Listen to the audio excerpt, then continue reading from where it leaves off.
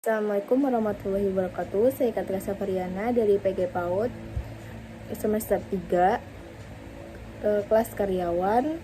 Saya di sini akan mempresentasikan tentang pemilihan media dan sumber belajar PAUD untuk memenuhi tugas UTS media dan sumber belajar yang dibimbing oleh Ibu Rizawati MSI. Terima kasih, saya telah dapat menyelesaikan tugas ini dengan baik. Yang pertama, saya akan menjelaskan tentang pengertian pembelajaran. Pembelajaran adalah proses pelaksanaan kurikulum organisasi pendidikan yang membantu siswa mencapai tujuan pendidikan yang telah ditentukan sebelumnya, yang mencakup pengembangan kualitas moral, intelektual, dan sosial anak. Selanjutnya, media dalam pendidikan memiliki potensi untuk meningkatkan hasil belajar dan proses belajar. Analisis mengungkapkan perbedaan yang signifikan antara pendidikan berbasis media dan pendidikan non-media. Proses komunikasi informasi dari sumber ke target, termasuk sumber, target, media, dan target dikenal sebagai komunikasi. Pengertian media pendidikan. Kata media berasal dari bahasa Latin dan merupakan kata komposit yang secara harfiah berarti perantara, yaitu hubungan antara sumber ke sumber dan penerima atau a receiver. Pengertian media menurut beberapa ahli, yang pertama ada dari Association of Education and Communication Technology, AECT 1977. Segala bentuk dan saluran yang digunakan orang untuk menyalurkan pesan atau informasi. Yang kedua ada dari Gardner tahun 1970, berbagai jenis komponen dalam lingkungan siswa yang dapat merangsangnya untuk belajar. Menurut Briggs tahun 1970, segala alat fisik yang dapat menyajikan pesan serta merangsang siswa untuk belajar. Buku, film, kaset, film bingkai adalah contoh-contohnya. Selanjutnya keempat itu ada dari Sikram tahun 1977. Teknologi pembawa pesan yang dapat dimanfaatkan untuk keperluan pendidikan. Yang kelima, National Education Association NEA tahun 1969. Bentuk-bentuk komunikasi baik tercetak maupun audiovisual serta peralatannya. Media hendaknya dapat dimanipulasi, dapat dilihat dan didengar dan dibaca. Yang keenam ada dari Heinrich, Molenda, dan Russell tahun 1993. Alat saluran komunikasi seperti film, televisi, diagram, bahan tercetak, print materials, kesimpulan dan struktur dan instruktur. Selanjutnya yaitu ada manfaat media pembelajaran. Yang pertama itu ada penyampaian pesan pembelajaran dapat lebih standar. Yang kedua, pembelajaran dapat lebih menarik. Yang ketiga, pembelajaran menjadi lebih interaktif dengan menerapkan teori belajar.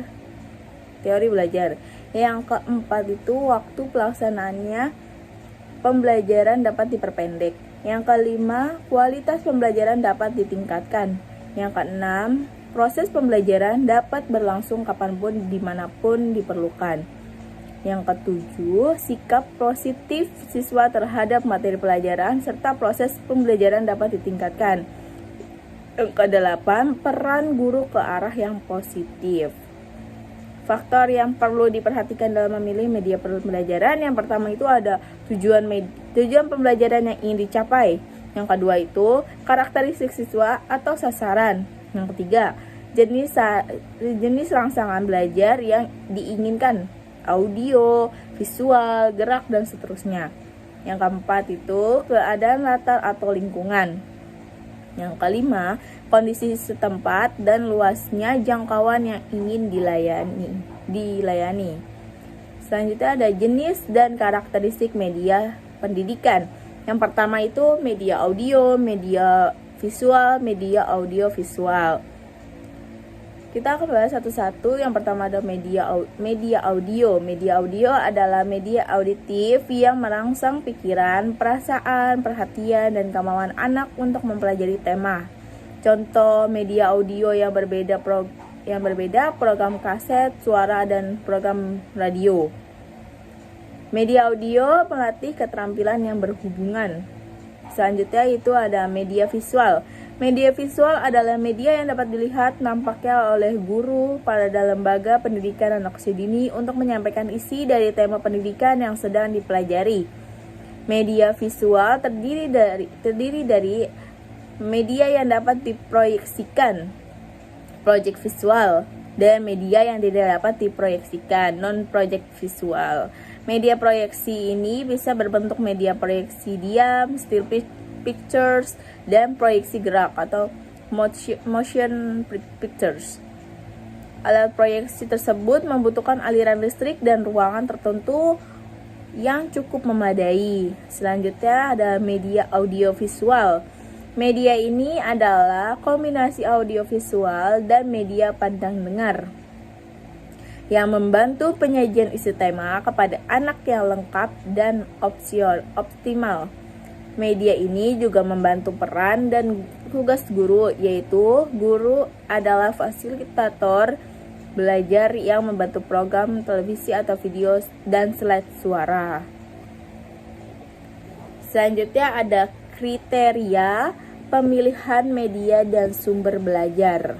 Salah satu faktor yang harus dipertimbangkan saat memilih, mengembangkan, dan menggunakan sumber daya belajar dan media adalah kemampuan mereka untuk memenuhi kebutuhan dan mencapai tujuan yang diinginkan atau tidak tercapai, yang berarti bahwa media harus disesuaikan dengan siswa. Pemilihan media dan sumber belajar merupakan komponen dari sistem instruksional secara keseluruhan. Oleh sebab itu, meskipun tujuan dan isinya sudah diketahui, faktor-faktor lain seperti siswa, strategi belajar mengajar, organisasi kelompok belajar, alokasi waktu dan sumber, serta prosedur penilaiannya perlu dipertimbangkan. Dick and Carey menyebutkan bahwa di samping kesesuaian dengan tujuan perilaku belajarnya, setidaknya masih ada 4 faktor yang perlu dipertimbangkan, yaitu 1. Ketersediaan sumber setempat. Apabila tidak ada, maka harus dibeli atau dibuat sendiri. Yang kedua, dana, tenaga, dan fasilitas dalam membeli atau membuat sendiri. Yang kedua, keluasan, kepraktisan, dan ketahanan media untuk waktu lama. Keempat, efektivitas, biaya dalam jangka waktu panjang. Kelima, pandai memilih media yang tepat. Landasan penggunaan media pembelajaran meliputi landasan psikologis, landasan teknologis, dan landasan empirik. Landasan psikologis adalah penggunaan yang didasarkan pada karakteristik dan perilaku siswa, dan landasan teknologis merupakan penggunaan yang didasarkan pada teknologi pembelajaran, sedangkan landasan empirik didasarkan pada berbagai temuan yang menunjukkan bahwa ada interaksi antara penggunaan media pembelajaran dan karakteristik belajar siswa dalam menentukan hasil belajar siswa. Sudono tahun 2000 mengatakan dalam pemilihan dan pemanfaatan media pembelajaran yang perlu diperhatikan adalah media pembelajaran untuk perkembangan emosi dan sosial anak, motorik halus, motorik kasar, berbahasa, persepsi penglihatan, pengamatan atau ingatan, persepsi pendengaran, dan keterampilan berpikir.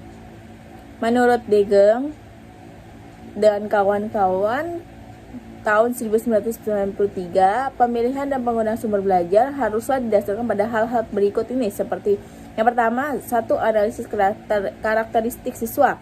Yang kedua, adanya tujuan dan instruksional. Yang ketiga, adanya strategi pengorganisasian pembelajaran. Yang keempat, adanya strategi penyampaian. Yang kelima, adanya strategi pengelolaan pembelajaran. Yang keenam, adanya pengembangan prosedur pengukuran hasil pembelajaran. Memilih media pembelajaran yang tepat itu harus yang pertama kita lihat gunakan media yang jelas dan rapi. Yang kedua, pastikan media pembelajaran yang cocok dan tepat sasaran. Yang ketiga, relevan dengan materi yang diajarkan. Yang keempat, pilih media yang praktis dan mudah. Yang kelima, pastikan media dapat digunakan oleh pengajar. Baik, selesai dari saya jelaskan, mari kita kulik kesimpulannya. Yang kesimpulannya itu dari berbagai perbedaan batasan pengertian media ada persamaan diantaranya itu bahwa media adalah segala sesuatu yang dapat digunakan untuk menyalurkan pesan dan dari pengirim ke penerima sehingga dapat merangsang pikiran, perasaan, perhatian, dan minat serta perhatian siswa sedemikian rupa sehingga proses belajar terjadi.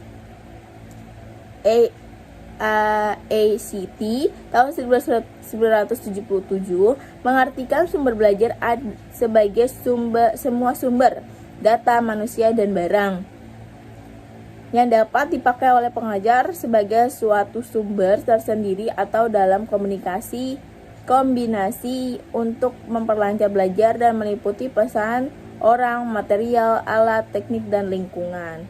Terima kasih sudah memberi waktu. Untuk ini saya undur diri. Assalamualaikum warahmatullahi wabarakatuh.